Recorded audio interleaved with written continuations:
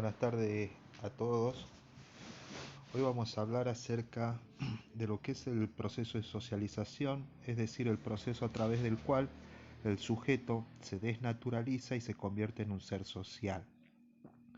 Es decir, lo primero que tenemos que tener presente es que el sujeto no es un ser social por naturaleza, sino que se hace social a través de un proceso que activa la sociedad y que se llama socialización. Esto ya lo postula Berger y Luhmann, dando cuenta de que el sujeto no nace social, pero sí posee ciertas características que los predisponen para convertirse en un ser social. Ahora bien, ¿por qué la sociedad activa este proceso para transformar a este sujeto en un ser social? Porque a través de esto la sociedad va a garantizar su mantenimiento, su existencia, se va a recrear la sociedad, es decir, el proceso de socialización lo que permite es garantizar las condiciones de existencia de la sociedad. Ahora bien, en este proceso de socialización nosotros tenemos que pensar de que existen tres elementos que son fundamentales y que interactúan para poder llevar a cabo el proceso de socialización.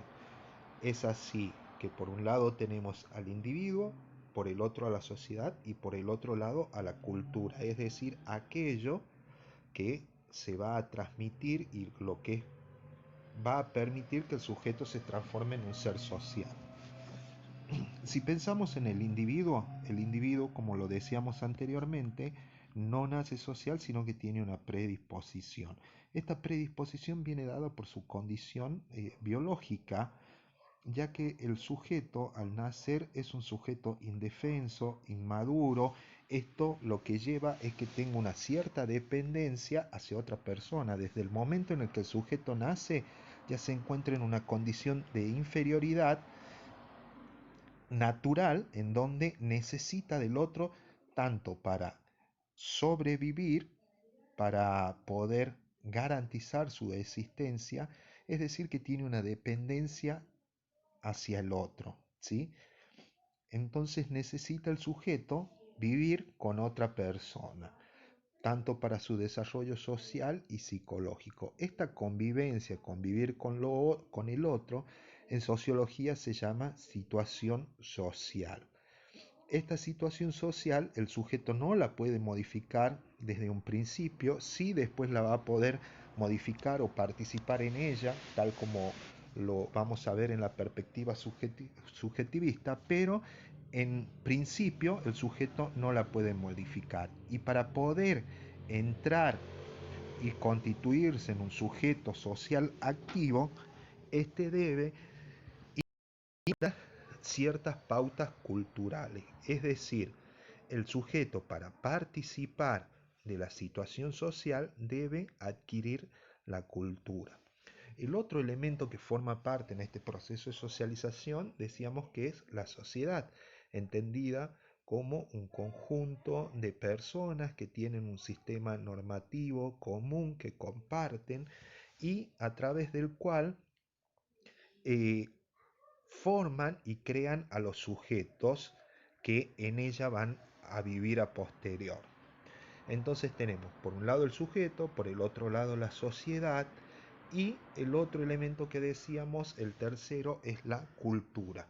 La cultura en sociología la vamos a entender como un aparato normativo, es decir, el conjunto de normas, leyes, hábitos, costumbres que son propios a la sociedad y que es lo que va a permitir que el sujeto se pueda adaptar a ella. Entonces, la cultura acá en sociología va a ser esto, ¿sí? Un sistema normativo. Y como tal, como sistema normativo, no es algo que se va a heredar, sino que es algo que se aprende, que se transmite, es algo que se comparte. Entonces, esta transmisión se produce gracias al proceso de socialización. Por eso es tan importante para nosotros poder entender este proceso de socialización y además pensar que la escuela o el sistema educativo forma parte de este proceso de socialización. Entonces, vamos a definir en primer lugar qué es la socialización. La socialización entonces es un proceso, esto téngalo en claro, siempre es un proceso, no es algo que se da de manera natural y espontánea, sino que es algo que se va a dar a través del tiempo, siguiendo determinados pasos, haciendo determinadas intervenciones. Entonces la socialización es un proceso a través del cual el sujeto adquiere los modos de vida que son propios de la sociedad en la que vive y a través de la cual también logra el sujeto individualizarse. Según Duvet y Martuchelli, decían que el proceso de socialización es lo que permite a la sociedad garantizar su propia existencia. Es decir, que por medio de este proceso la sociedad adquiere sujetos que les van a permitir mantener su continuidad. ¿Sí? Bueno, ahora bien, lo que tenemos que tener en claro para poder avanzar es que la cultura es producto de una transmisión social. La cultura no se hereda, sino que se la transmite por medio del proceso de socialización. Podríamos hablar no de una herencia genética, sino de una herencia social. Entonces, esta socialización es un proceso que es social, general, producto de la interacción con otros, que va a durar toda la vida y que permite la adaptación del sujeto a la vida social. Ahora bien, si es un proceso de transmisión, nosotros tendríamos que pensar qué diferencia hay entre socializar y educar. ¿Es lo mismo? En la mayoría de los sociólogos básicamente consideran esto como algo similar. Durkheim lo define de la misma manera, tanto a socialización como a educación. Pero, por ejemplo, cuando hablamos de la educación escolar, cuando hablamos de la educación escolar, la que se da a través de un sistema educativo, Agulla va a marcar algunas diferencias con el proceso de socialización. La mayoría no hace esta distinción, pero sí la hace Agulla. Él va a decir que la educación, por ejemplo, tiene ciertas particularidades que no la tiene el proceso de socialización. Es un proceso especial ya que se comunican contenidos culturales específicos seleccionados a través de un educador a un educando. Es decir, que en el proceso de educación existe una relación educativa que tiene como fin cumplir un objetivo. Es decir, ¿cuál es el objetivo? Es formar un sujeto de acuerdo a los fines del sistema educativo, a diferencia del proceso de socialización, que lo único que busca es formar al sujeto o a la persona social.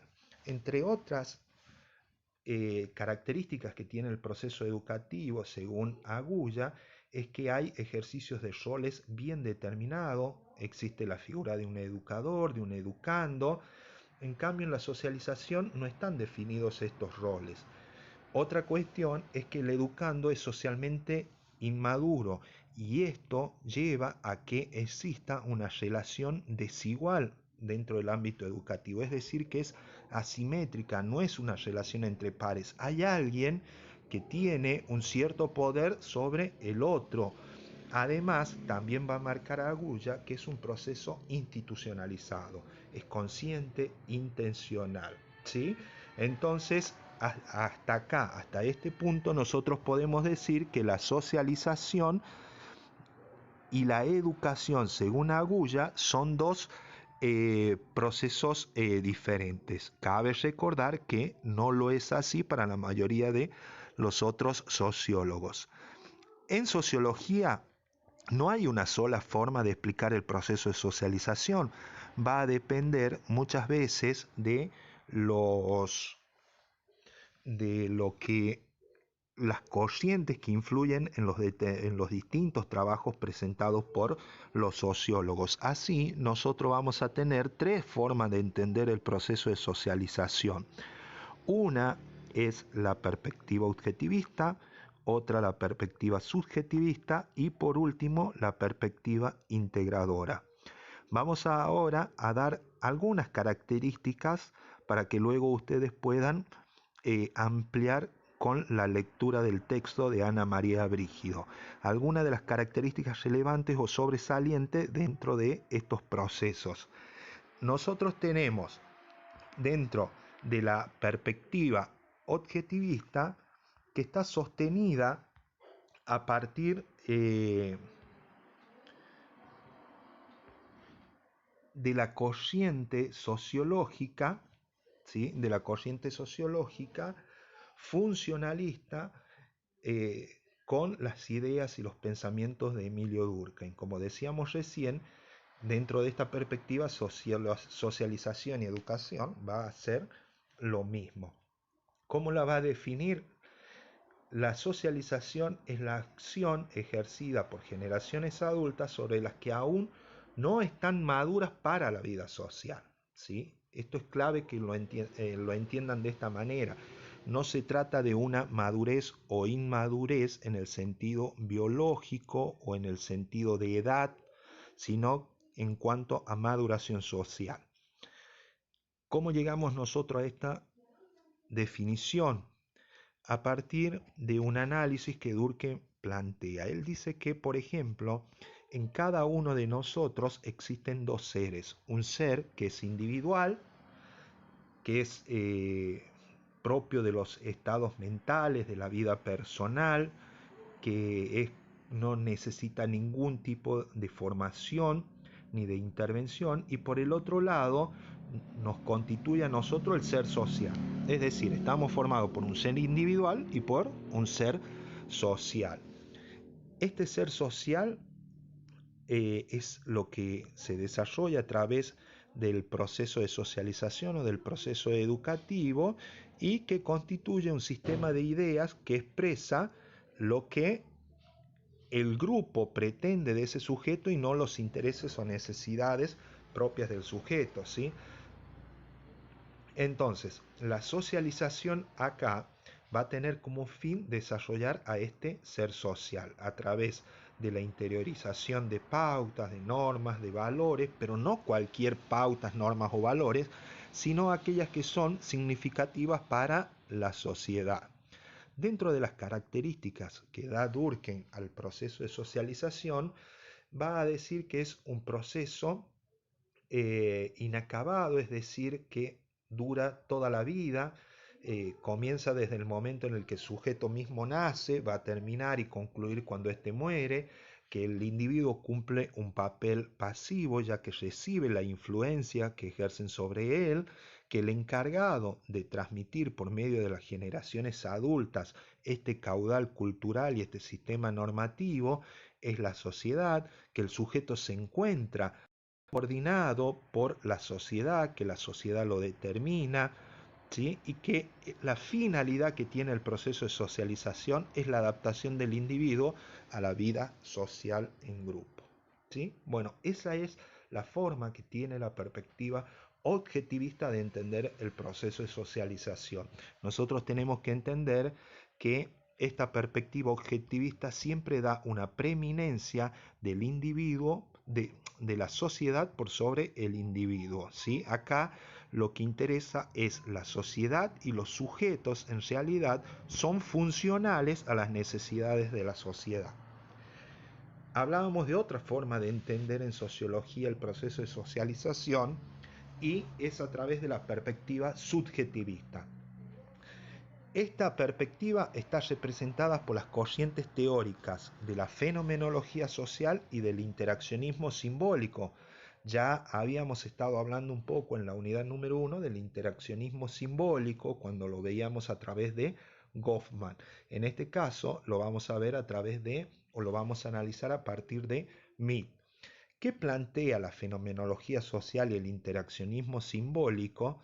Va a decir que la sociedad es una construcción social y que la acción responde a la intención del sujeto y no a los condicionamientos de estructuras ya existentes dentro de la sociedad.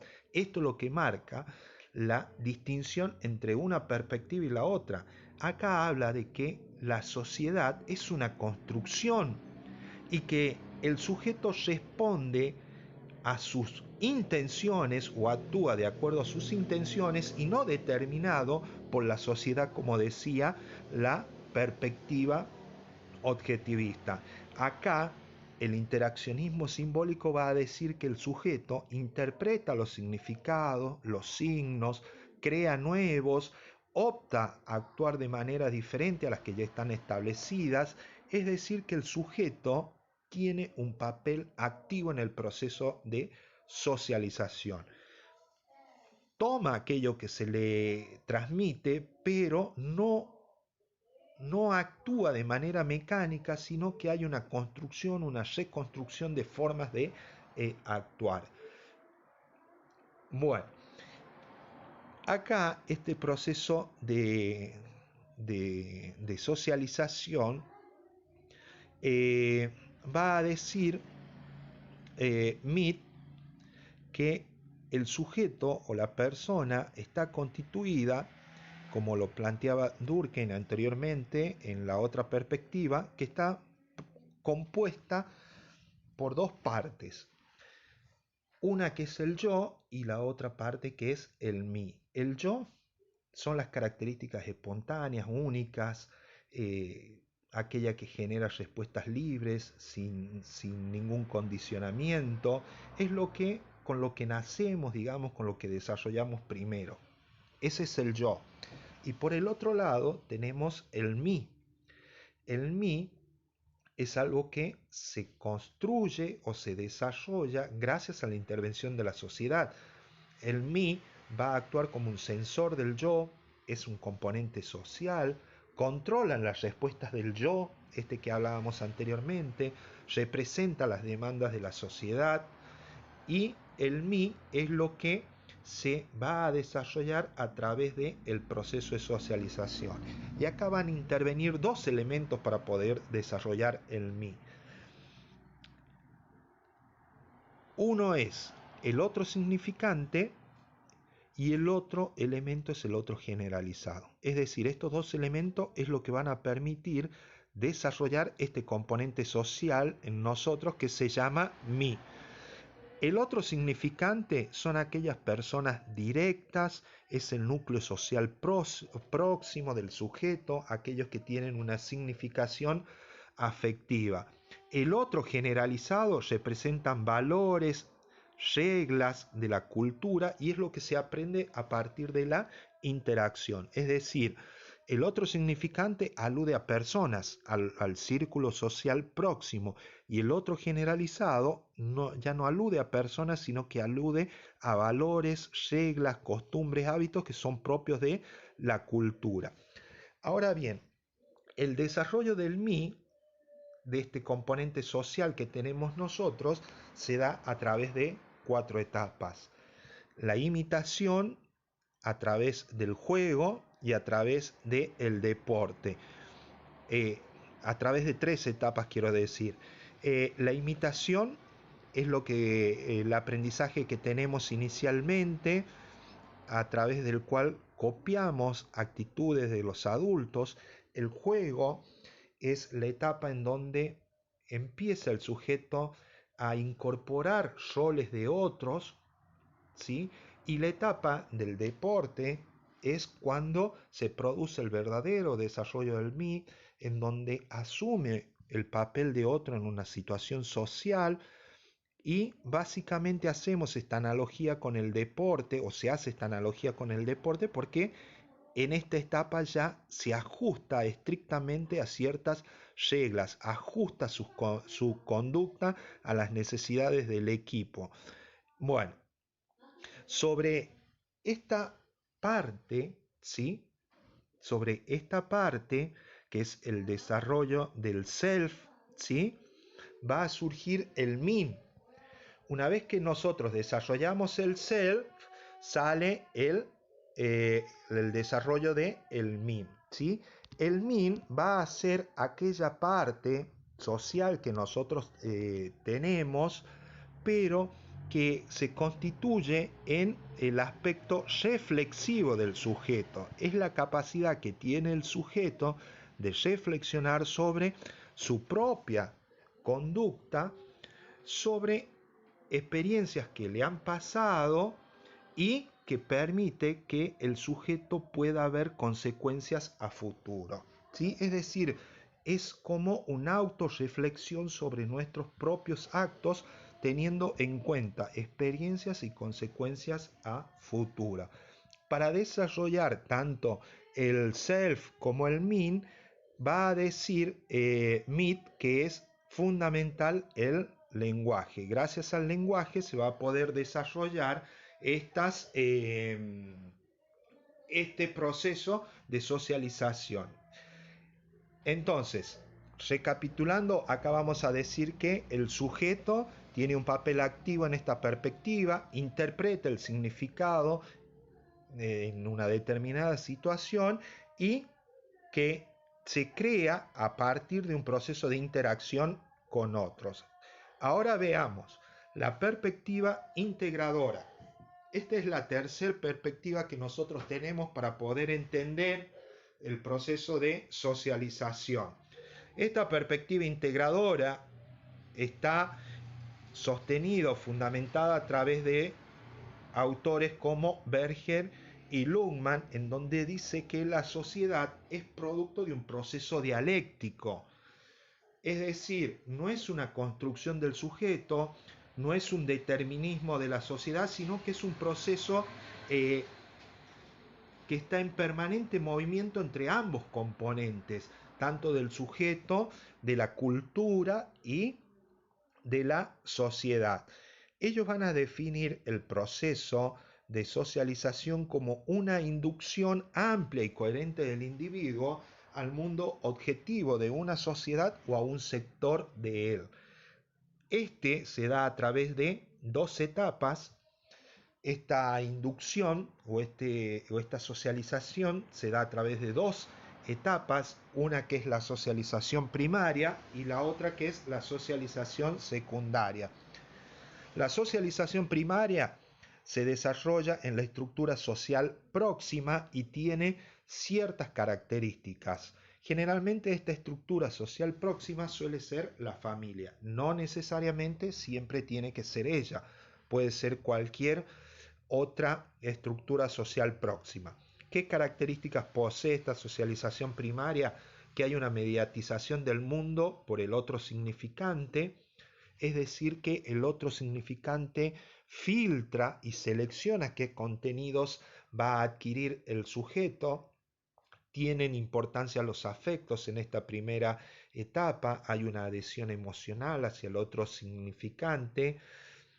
En esta etapa es donde el sujeto va a adquirir la primera imagen social de él mismo a partir de lo que los otros significantes le devuelven o tienen de él. Hay una inevitabilidad del mundo social, es decir, que el sujeto no tiene la posibilidad de elegir sus otros significantes. El mundo social que le presentan los otros significantes va a ser el único. Es muy importante en esta etapa el lenguaje, porque a través de él internaliza la realidad institucionalizada, es decir, las normas que son impuestas o incorporadas en esta etapa. La socialización secundaria, que es la segunda etapa, se inicia cuando se ha tomado conciencia del otro generalizado. Acá el sujeto internaliza submundos institucionalizados o que estén basados sobre instituciones, adquiere ya roles específicos, se adquiere un vocabulario también específico, es decir, se adquiere una segunda lengua y para poder incorporar estas pautas o normas se requiere el eh, el acceso a técnicas pedagógicas específicas. Bien, entonces estas tres formas son las que nosotros tenemos de entender la socialización en sociología. Perspectiva objetivista, a través del funcionalismo, perspectiva subjetivista a través de la fenomenología social y del interaccionismo simbólico, y la perspectiva integradora a través de autores como Berger y Lundma. Ahora bien, el sujeto incorpora, ya sea por la perspectiva que sea, incorpora ciertas pautas o incorpora un capital cultural que le permite mantenerse y consolidarse como un sujeto social. Ahora bien, para que el sujeto pueda vivir en sociedad, la sociedad tiene que tener un cierto orden. La vida social es producto o es posible gracias a que existe el orden social. Y este orden social no es algo que viene dado en la naturaleza de forma, en la sociedad quiero decir, de forma natural, sino que es algo que se construye. Y se construye a través de dos procesos: el proceso de institucionalización y el proceso de legitimación. El proceso de institucionalización se da a partir de una habituación, ¿sí? Una habituación de ciertos tipos de comportamiento. Es decir, para que algo se institucionalice, entiendan como institución una norma, ¿sí? Para que algo se institucionaliza, tiene que haber una habituación de comportamientos previos. Es lo que antecede a todo proceso de institucionalización. Es decir, que tiene que haber una cierta estabilidad de comportamientos, y estos comportamientos luego se van a convertir en una norma o en una regla, en una institución, ¿sí? Primero tienen que existir, digamos, estos hábitos que son recurrentes, que se repiten en formas de comportamientos, de conductas, y que luego se institucionalizan. ¿Qué pasa acá? Se toma estos comportamientos habituales, se los clasifica por tipos de acciones, por los tipos de actores que la ejecutan, y una vez que se hace esta tipificación, se crea la institución. Ahora bien, cualquier hábito o cualquier acción habitualizada va a ser una institución. No, no toda acción es institucionalizada. Supongamos, por ejemplo, una acción habitual que nosotros tenemos: cuando nos levantamos, buscamos higienizar nuestra cara, nuestra boca, nos cepillamos los dientes, pero eso no está institucionalizado, y sin embargo es un hábito, es una conducta habitual en nosotros. ¿Por qué no se institucionaliza ese tipo de comportamiento? Porque no son fundamentales para la existencia de la sociedad. Es decir, los únicos hábitos que se institucionalizan son aquellos que son fundamentales para la supervivencia del grupo. Entonces, así se va a constituir la institución como una norma social que va a dirigir el comportamiento de los sujetos para la subsistencia del grupo. La función que tienen las instituciones es de someter el comportamiento individual al comportamiento o al control social, es canalizar el comportamiento en una determinada dirección.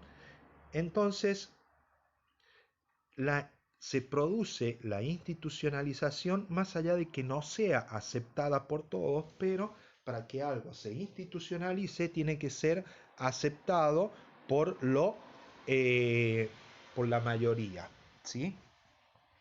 La institución va a presentar como características la historicidad, que hacemos referencia nosotros a que se da en un tiempo y en un momento histórico.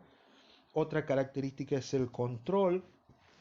Las instituciones son pautas obligatorias o reglas obligatorias. Y por otro lado, otra característica de la institución es la objetividad, es decir, que son externas al individuo y que ejercen coacción sobre él. Hasta este punto hemos manifestado que para poder vivir en sociedad necesitamos que exista un orden. Este orden se construye a través del proceso de institucionalización. El proceso de institucionalización es producto de conductas habituales que luego se constituyen en normas, pero para ello estos comportamientos o conductas habituales tienen que ser necesarias para la subsistencia del grupo. Ahora bien, el otro proceso a través del cual se mantiene el orden social es a través del proceso de legitimación. El proceso de legitimación es un proceso de objetivación de segundo orden que lo que busca es justificar y explicar el orden establecido. A ver, ¿por qué existe el proceso de legitimación? Porque muchos de los que viven en la sociedad, cuando nacen o se incorporan a la sociedad, ya se encuentran con un sistema de reglas que son anteriores a la incorporación del sujeto a la sociedad. Ahora bien, para que el sujeto pueda aceptarlas a esas reglas, pueda aceptar esas normas, pueda aceptar esas tradiciones, necesitamos del proceso de legitimación, que lo que tiene por función este proceso es dar cuenta de por qué existen esas normas y esas reglas. Berger y Luhmann marcan que este proceso se da a través de diferentes etapas y que se desarrolla siempre a partir de la interacción con el otro. Bueno, es decir, ¿qué relación hay entre la socialización y el proceso de institucionalización y legitimación que mantienen el orden social? Bueno, que gracias al proceso de socialización se logra legitimar y una vez que se legitima se puede avanzar hacia la construcción de nuevas instituciones. Es decir, que gracias al proceso de socialización, que es la encargada de transmitir la cultura, las normas, es que éstas son aceptadas a través de lo que nosotros conocemos como un proceso de legitimación. Y por último, como para ir cerrando este tema, vamos a decir que las agencias de socialización encargadas de transmitir estas pautas, estas normas y que trabajen para garantizar el funcionamiento de la sociedad son varias y diversas. Es decir, todo aquello encargado de transmitir ciertos contenidos para que el sujeto pueda adaptarse a la sociedad son agentes socializadores. Los más comunes, los que nosotros conocemos, es la familia, la escuela, la iglesia, el grupo de pares o el grupo de amigos, los medios de comunicación en masa, van a ser los agentes socializadores, cada uno con sus particularidades, ¿sí? Lo que nosotros tenemos que pensar es que tanto la familia como la escuela son los más conocidos o los más influyentes dentro de el sujeto, pero no son los únicos. Hoy los medios de comunicación han tomado, digamos, un gran protagonismo al momento de formar al sujeto en cuanto a formas de pensar, de hacer, de creer. Entonces, no tan solo la familia y la escuela. La familia es fundamental como agente socializador. Ustedes lo vieron, que en la familia o el núcleo social próximo es quien le va a brindar al sujeto el lenguaje, le va a brindar al sujeto el referente de autoridad, él es el que va a legitimar ciertos tipos de normas o de pautas, es decir, es el que le selecciona el mundo, es el que le filtra el mundo. Entonces es fundamental para nosotros que vamos a ser docentes tener un vínculo con el agente socializador eh, familiar, ¿sí? En la medida en que nosotros podamos reconstruir estos vínculos de escuela, familia, creo que la educación va a avanzar hacia situaciones superadoras de las cuales actualmente hoy nos encontramos como en un limbo o en un laberinto, por ahí tratando de buscar ciertas conexiones que todavía no son muy claras. La escuela, hay que ser sincero, no sabe hoy por hoy en el siglo XXI cómo relacionarse o cómo volver a acercar a las familias a la escuela. Y las familias en este contexto globalizado eh, se ha alejado también mucho de la escuela por diferentes cuestiones, por el de, puede ser por desinterés propio, por el mundo laboral tan exigente que a veces tiene, por la pérdida de confianza en la escuela, pero sin embargo la escuela sigue siendo aquella encargada de monopolizar los saberes y que sigue existiendo y sigue funcionando como aquella que acredita ciertos tipos de saberes. Bueno, espero que les haya servido esto como para que ustedes puedan haber ampliado o aclarado algunas cuestiones vinculadas eh, al texto.